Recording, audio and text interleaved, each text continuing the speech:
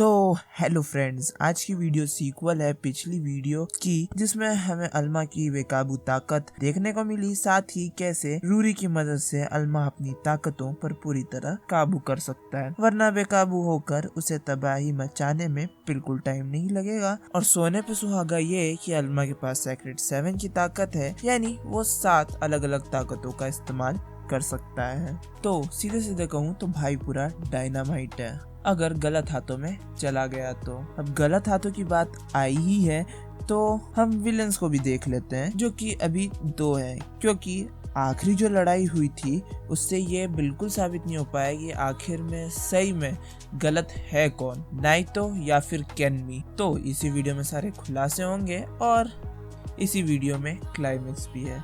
तो फिर चलिए वीडियो शुरू करते हैं।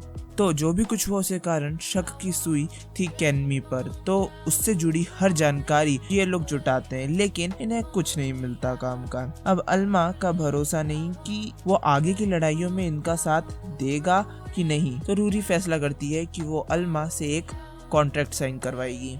तो वो सीधे पहुंचती है अल्मा के घर, पर उसकी टाइमिंग गलत होती है क्योंकि अल्मा अपनी चड्डी को ही देख रहा होता है। अल्मा तेजी से कमरा साफ करता है और रूरी को अंदर बुला लेता है, साथ ही चाय भी चढ़ा देता है। जब रूरी उसके सामने कॉन्ट्रैक्ट रखती है तो अल्मा का दिमाग खराब हो जाता है, क्योंकि उसको लगता है कि रूरी सिर्फ उसका इस्तेमाल करना चाह रही है और रूरी को उस पर बिल्कुल भरोसा नहीं है। इस कारण अल्मा वहाँ से गुस्से में चला जाता है। ओनिगावारा कहता है रूरी से कि अगर तुम उसे गले ही लग जाती तो तुरंत मान जाता, और इसी मौके पर ओनिगावारा के दिमाग की बत्ती जलती है, जिसके बाद हम देखते हैं कि रूरी अल्मा को तुरंत बुलाती है। अल्मा पहुंचते ही ओनिगावारा की टेप से पट्टी करता है। ओनिगावारा कहता है कि मेरे पास सिर्फ 3 दिन बचे हैं और मुझे बचने के लिए खास तरीके का स्टोन चाहिए, जो कि उस जगह पे मिलेगा जहाँ पर मैं पैदा हुआ था। अल्मा तो साफ साफ मना कर रहा है, पर जब ओनिगावारा कहता है कि रूरी तुम्हें लगता है अब अकेले ही जाना पड़ेगा, तो अल्मा तुरंत तैयार हो जाता है रूरी के साथ जाने के लिए।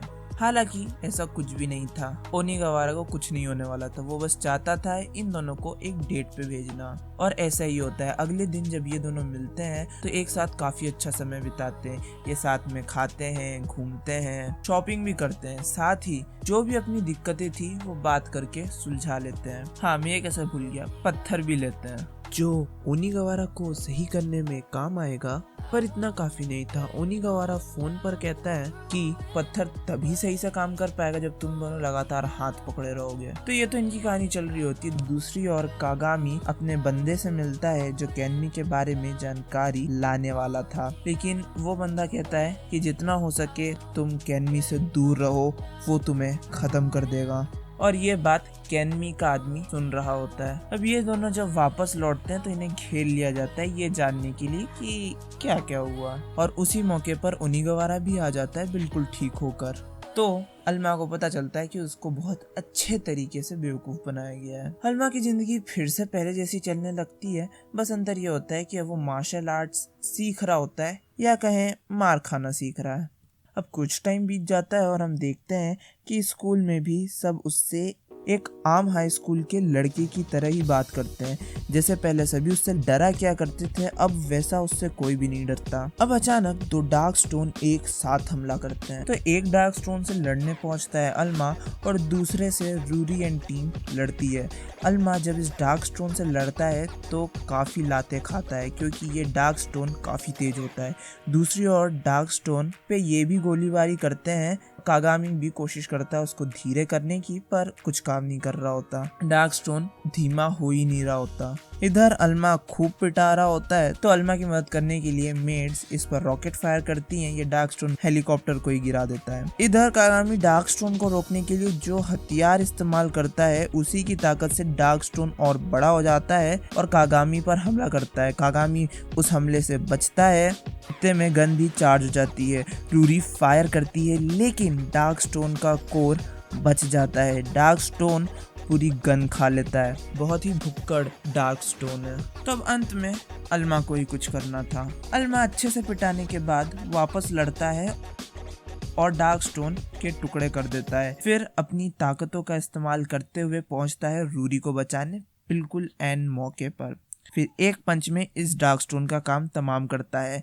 इस समय तक अल्मा पूरी तरह थक चुका होता है। पर जब इनको लगता है कि सारी चीजें खत्म हो गई तो जो दोनों डार्क स्टोन के टुकड़े थे वो दोनों मिलते हैं और एक मिसाइल बन जाते हैं जो बहुत तेजी से शहर की ओर जाती है। अल्मा भी बहुत ज्यादा थक गया था पर फिर भी वो अपनी ताकतों का पूरा इस्तेमाल करता है और जाके सीधे इस मिसाइल में भिड़ जाता है, जिससे ये मिसाइल तबाह हो जाती है। अब जो टक्कर की चिंगारियां थी वो पूरे शहर पर गिरती हैं, जिसमें रूरी की बहन भी शामिल होती है। कुछ चिंगारियां रूरी की बहन पर भी गिरती हैं। अगले दिन रूरी अल्मा को अपनी बहन एओई का जो पत्थर था वो गायब हो गया ये चीज दिखाती है। हालांकि अभी भी एओई कोमा में ही है। रूरी बोलती है ये कहीं ना कहीं तुम्हारी ताकतों के कारण ही हुआ है। अल्मा कहता है कि उसे खुद नहीं पता कि उसने ये कैसे किया। अल्मा रूरी से बताने को कहता है कि एओई कि ये हालत आखिर में हुई कैसे। तो रूरी बताना शुरू करती है और हम पहुंच जाते हैं अतीत में। समय था क्रिसमस का, सभी क्रिसमस की तैयारी कर रहे थे। रूरी और एओई के माता पिता भी थे साथ में और कागामी के पिता भी, ये सभी साथ में क्रिसमस मनाने वाले थे। फिर हम कैनमी को भी देखते हैं जो आइबा रूरी के पापा से मिलने आता है। आइबा कैनमी से काफी ज्यादा गुस्सा होते हैं क्योंकि वो जो एक्सपेरिमेंट्स कर रहा था वो काफी ज्यादा इनह्यूमन थे और उनकी ये बात एओई सुन रही होती है। इसके बाद इन्हें जाना होता है फार्म हाउस त्योहार मनाने के लिए, पर रूरी और एओई में थोड़ी सी अनबन हो जाती है जिस कारण एओई चली जाती है और रूरी अपने आप को कमरे में बंद कर लेती है। कागामी रूरी के लिए पीछे रुक जाता है। कागामी काफी कोशिश करने के बाद रूरी को मनाता है, जिसके बाद ये फार्म हाउस के लिए निकलते हैं। इधर फार्म हाउस में हम देखते हैं कि डार्क स्टोन घुस जाता है। अब मुझे ये नहीं पता कि हर सही जगह गलत काम करने ये डार्क स्टोन ही क्यों पहुंचता है, कुछ तो गड़बड़ है। एनीवेज कागामी के जो पापा होते हैं वो इस डार्क स्टोन से लड़ते हैं, लेकिन डार्क स्टोन काफी ताकतवर होता है। डार्क स्टोन रूरी के माँ बाप को मार देता है, पर वो एओई को मारे इससे पहले ही एओई एक पत्थर बन जाती है। डार्क स्टोन जब बाहर आता है तो कागामी के पापा उसके सामने खड़े होते हैं। डार्क स्टोन जैसे ही उन पे हमला करने के लिए कूदता है वो ब्लास्ट कर देते हैं। इसी मौके पर पहुंचते हैं कागामी और रूरी। कागामी जब अपने पापा का हाल देखता है तो दौड़ के उनके पास आता है। कागामी के पापा उससे कहते हैं कि चाहे कुछ भी हो जाए तुम रूरी को हर खतरे से बचाओगे। फिर उसके बाद अपना दम तोड़ देते हैं। तो ये था रूरी का अतीत। अब इस हादसे के बाद विलन कौन है ये पता चल ही गया होगा, और अगर नहीं पता चला है तो विलन कैनमी है क्योंकि उसी के पास ये डार्क स्टोन है। और अब कैनमी तैयारी करता है अपनी एक आखिरी चाल चलने की। कैनमी रूरी पर इनकम टैक्स की रेड करवाता है। पुलिस वाले रूरी को ले जाते हैं। रूरी की जब आंखें खुलती है तो वो ऑपरेशन बेड पर होती है। इधर कागामी ये सब बातें अल्मा को बता ही रहा होता है कि आखिर क्या क्या हो गया है कि इन पर भी कैनमी के सैनिक हमला करते हैं, जिनको बड़े आराम से मेड्स संभाल लेती हैं। इधर कैनमी रूरी के दिल में जो पत्थर है वो निकालने ही जा रहा होता है कि रूरी से एनर्जी निकलती है और रूरी के आसपास एओई जैसा पत्थर बन जाता है। इधर फे अल्मा और कागामी की मदद के लिए आती है क्योंकि दुश्मन का दुश्मन दोस्त होता है। ये सभी कैनमी के अड्डे में घुसते हैं। कागामी आरुकुने से लड़ता है मेड्स सैनिकों से। फे और अल्मा अंदर जाते हैं, पर अल्मा को फिर से इस डार्क स्टोन का सामना करना पड़ता है, पर वो देखता है कि उसका जो पत्थर घूम गया था वो इसी जगह पर है। अल्मा की मदद करने नाइतो आ जाता है। नाइतो डार्क स्टोन से लड़ता है और इसी का फायदा उठाते हुए अल्मा रूरी के पास जाता है, पर जब वो रूरी को देखता है तो हैरान हो जाता है रूरी की हालत देखकर। वहाँ पर कैनमी भी होता है। अल्मा कोशिश करता है रूरी के पास जाने की, पर वो उसके पास भी नहीं जा पा रहा होता। तो अल्मा अपनी पूरी ताकत लगा देता है। वो रूरी को अपना पत्थर छुआने की कोशिश करता है ताकि वो अपनी ताकतों का इस्तेमाल पत्थर की मदद से रूरी पर कर पाए, और वो कामयाब भी हो जाता है। रूरी ठीक हो जाती है। इसी पर अल्मा को वो हादसा भी याद आ जाता है जब ये लोग छोटे थे और इसने रूरी की जान बचाई थी।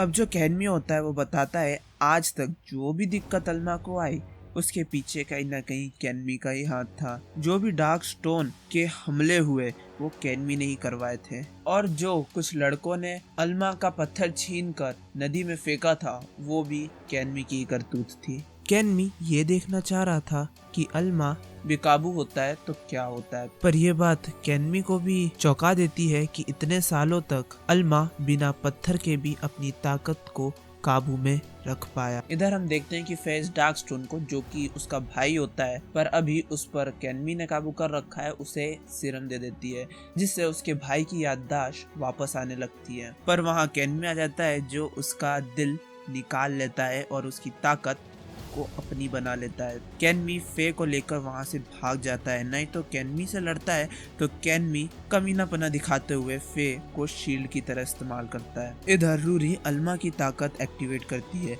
इस बार अल्मा की ताकत पहले से बढ़ चुकी होती है, क्योंकि अब रूरी और अल्मा का रिश्ता और ज्यादा गहरा हो चुका है। एओई भी कोमा से बाहर आ जाती है। अल्मा की ताकत महसूस करने पर अल्मा फे को बचाता है।